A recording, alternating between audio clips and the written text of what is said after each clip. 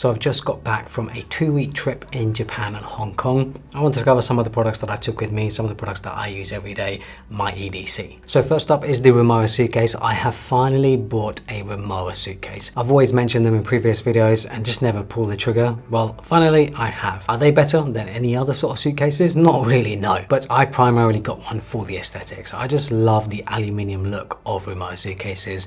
And of course, one side benefit of buying a Rimowa suitcase is you get a sort of lifetime warranty, lifetime guarantee. So if there's any issues with it, you can take it to any Rimowa store and they can fix it up. So that's really nice to have. I feel like that's why you're paying the premium, because it is just an aluminium suitcase. There aren't any sort of special features or functionality that you won't find in other suitcases. I think Rimowa have just done a good job of sticking to this one design that they have and just refining it over the years. I've even put stickers on it, which to be honest, I didn't think I would ever do. I was always an anti-sticker person, but I do think it looks pretty good. For my laptop and other valuables, I'm using the Grams 28 Stealth Backpack. I really love the design of this one. The full grain leather, the dedicated laptop compartment, and the compartment in here as well. You just have a lot of room to put stuff in there. You can even put camera lenses and stuff. It has the sort of setup to put camera lenses and stuff in there. You have the front pocket. It's an awesome backpack, full grain leather, so it's built to last, and it's very minimalist looking. I feel like this is one of those sorts of products, one of those sorts of backpacks where it isn't really meant to be garish or super loud or anything. It's just a simple looking backpack that's made from very high quality materials. And then I also recently got their slings, so when I'm going out for the day, obviously I don't want to be carrying around a big backpack. I just want to be able to carry around essentials like my camera, battery bank, lip balm, AirPods or whatever, wallet, whatever it might be.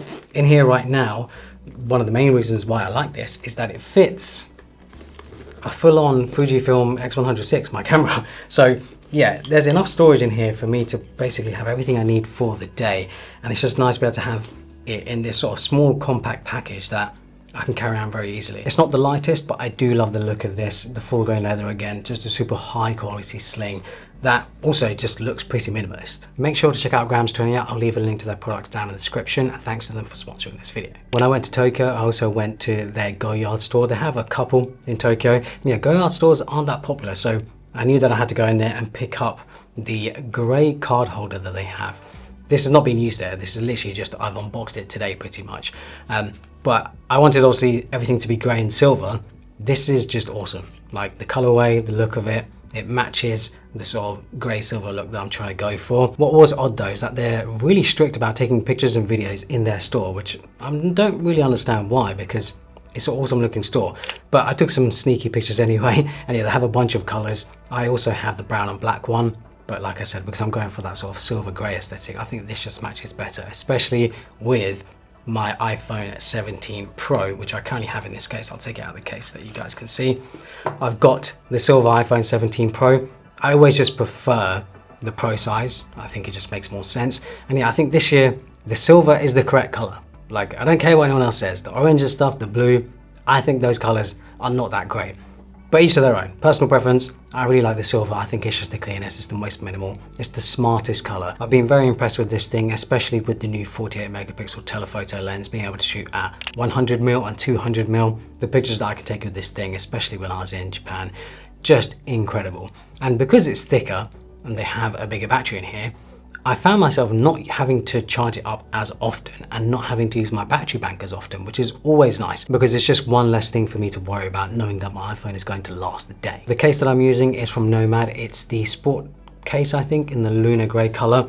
So I don't always use a case with my iPhone. I actually prefer to go caseless if I can, but when I'm going out for the day and when I know I can't be as careful, I do usually slap a case on. And yeah, this one is the one I've been using because it matches the color, I think, really well. This lunar grey color with the silver camera sort of bump and stuff, I think it looks really, really good. And yeah, this case it's not super thin, but it's also not super thick. It does a good job of protecting the iPhone.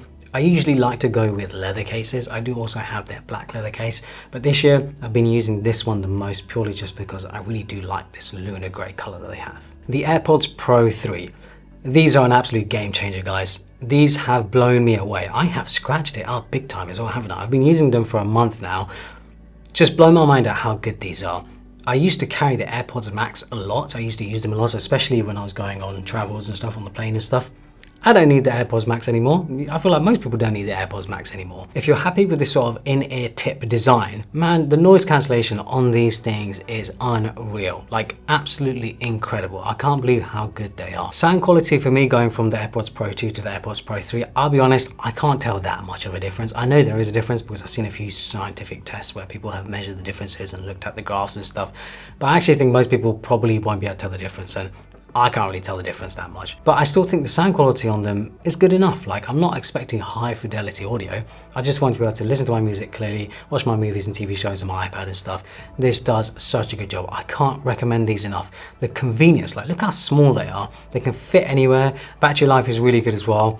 Just the convenience of such an incredible pair of earbuds in such a small package. I am super happy with this purchase. Probably one of the best products Apple has released in the last year. The M4 iPad Pro. So I am usually a big iPad mini fan. Like, I've always raved on about the iPad mini. iPad mini, I think, is the perfect form factor, the size. But because Apple have neglected the iPad mini, they haven't really done any major changes to it.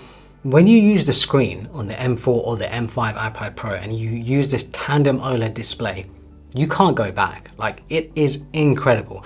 Being able to watch HDR movies, TV shows, playing games and stuff, this device to me is like I use it mainly as a media consumption device. I don't use it for work that much. I do like editing Lightroom photos on it, but I do primarily use it to watch movies and stuff. And yeah, that tandem OLED display, incredible, absolutely incredible. It's really hard to go back to the iPad mini or any other sort of display that isn't as good as this.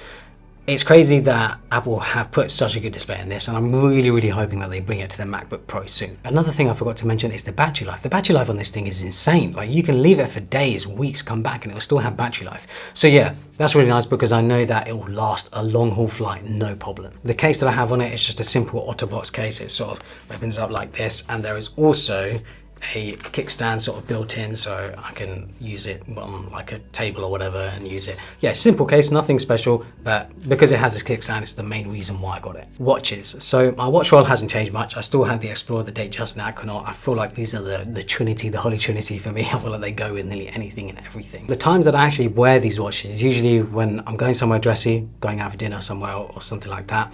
But of course, I don't take them everywhere with me because you can't wear watches like this in every city. So going to Japan and Hong Kong is fine. Those places are safe. Other places, I wouldn't take these with me. So the watch that I do wear the most is my Apple Watch. And the Apple Watch that I have is the Series 10 with the titanium link bracelet. This is a titanium watch as well.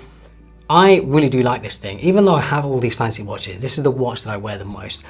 And it's because I use it as a tool. I don't see it as something that's supposed to be fancy or look fancy. The link bracelet definitely makes it look nicer, but at the end of the day, it's just an Apple Watch. You know, it's not really meant to be a fancy watch in any way whatsoever.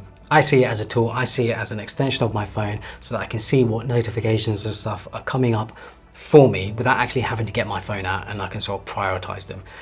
Use it to track the weather, sunset times and stuff like that, fitness and stuff. So yeah, I really do still like the Apple Watch, and it's the thing that I wear the most. My Fujifilm X100VI. This thing to me, because I've been using it for the past 2 weeks in Japan and Hong Kong, I've fallen in love with it a lot more. The pictures that this thing takes just blows my mind, man. The tactility, the buttons, the way it's built and stuff, it's just a very high quality camera. And it should be, considering the price point. I feel as though it captures moments in a way that an iPhone can't really capture, even though I still use my iPhone the most to capture pictures, take pictures, and it's what I would recommend to most people, because for most people it doesn't really make sense to spend $1,600, $2,000 on a camera like this when the iPhone is usually going to be sufficient. The Fujifilm X100VI, any sort of camera like this, mirrorless camera, I think is for people who want a different experience from an iPhone. They want a level up, they want high quality images, they want to slow down the process of taking pictures, and I think that's what the X100VI does. It slows down the process of taking pictures. Now, what does that mean, slowing down? I feel like you take in the experience more. You make more of a conscious effort to take a nice picture, to compose your picture. You're more likely to put an effort in trying to get a nice picture. That's what I love about this thing. I feel like I don't do it justice though, you know? I feel like I should use it a lot more. I'm just so used to the convenience of the iPhone, right? It just fits in your pocket and it has 3 lenses and it can zoom in and crop and all that sort of stuff. This can't do that, and it's not really meant to do that. It's just meant to be a nice moment capture device. That's what I like to. That's how I like to see it. I really like this thing. The case that I have on it is from Small Rig. I did have a brown leather strap in the past, but this thing does a better job of actually protecting the camera, because sometimes I don't actually use the sling. I'll just take the camera bare like this, and being able to put it on the table knowing that I'm not going to damage it, scrape it or anything like that is nice. I think it looks really nice. I really do love the Fujifilm X100VI. If you've considered or are considering getting into photography and you don't want to go into sort of full Sony mirrorless or Canon or whatever where you have to buy lenses and stuff, this is just a nice package to get started, I think, and you're always going to get high quality pictures. My favorite battery bank is still this Anker brick that I have recommended numerous times on the channel. I honestly feel like I recommend this way too much, but it is just that good. Being able to have two USB-C cables that are built into it are just so convenient. And I've had a lot of questions about, hey, have you been able to take it on flights? Is it safe for flights and stuff like that? Yes, like I've had no issues taking it on any of the flights that I've been on in the last year. I think I've been on 10 or 15 different flights, something like that. And no airline has questioned me with this power bank because it's under the size limit, so yeah, no issues. You also have 2 more ports here, and you also have the screen and stuff to be able to see everything. Yeah, this thing is just incredible, man. It's so good. When I do need to charge my stuff though, I also have this power brick. This power brick specifically I got because obviously it has like all the adapters and stuff on it, so you can sort of plug anything and everything.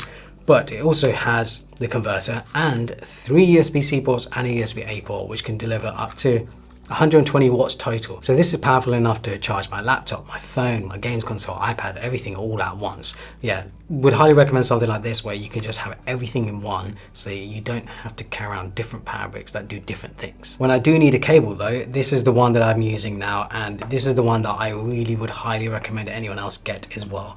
It is a Anker USB-C cable that is USB-C on one end and then dual USB-C on the other end. So you can have one cable that's charging 2 devices at the same time, and it can output 140 watts total, which should be more than enough for most people. Again, you can charge your MacBook and your phone, or your MacBook and your iPad, or your MacBook and your games console, all of that in just this one cable. It's just less things to carry around. The MacBook that I have is the 14-inch MacBook Pro with the M4 Max chip. I just prefer the 14-inch size. I think for me it just makes the most sense. The 16-inch is just a bit too big and unwieldy for me. And yeah, it just does everything that I need it to do. I use it for photo editing, video editing, design work, everything, and it's more than powerful enough. For this latest Japan trip, I actually took the Nintendo Switch with me over the Steam Deck, primarily because the Nintendo Switch has the new Pokemon game. And I've always been into Pokemon. I thought I'd give it a try. It's okay. I like it. I don't think everyone's going to love the new Pokemon game because the Pokemon games haven't been that great. I also have the Donkey Kong Bonanza, which is a great game. I've liked this. I've enjoyed using this on the trip to Japan, and I think just because it's Japanese as well, like it's just a cool console to take on my Japan trip. I still do prefer the Steam Deck, primarily because I feel like the Steam Deck, you can just do more with it, you can play more games, it's a lot more ergonomic as well, even if the battery life isn't as good as the Switch. But of course you can't play these Nintendo games, so that's why I took this with me on my Japan trip. Sunglasses are an essential for me. I love wearing sunglasses, and I'm someone who just doesn't like super bright sunlight, so sunglasses for me are important.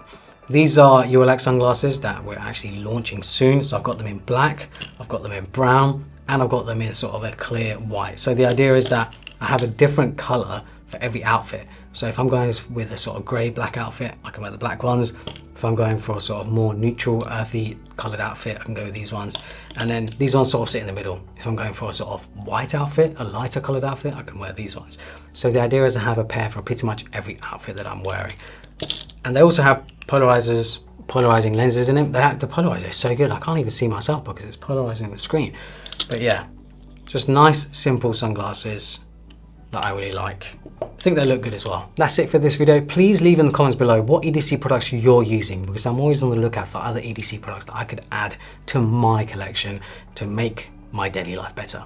Hopefully you guys enjoyed it. Follow me on Instagram and Twitter and subscribe for more.